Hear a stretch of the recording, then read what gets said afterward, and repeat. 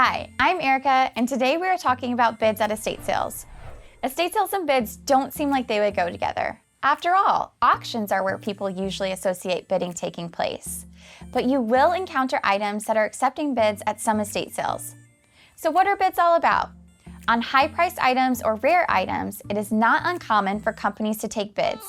These bids are public or private. Sometimes they can be items that are not priced, and the bids determine the final selling price. At the end of the sale, whoever has the highest bid is contacted to finalize the purchase.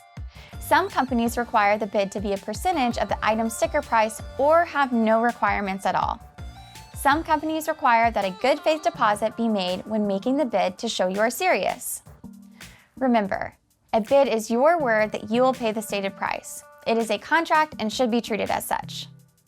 Often, if you have made a deposit, it will be applied towards the final sale price.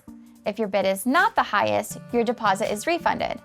Make sure you know the policy of the company holding the sale before you place your bid.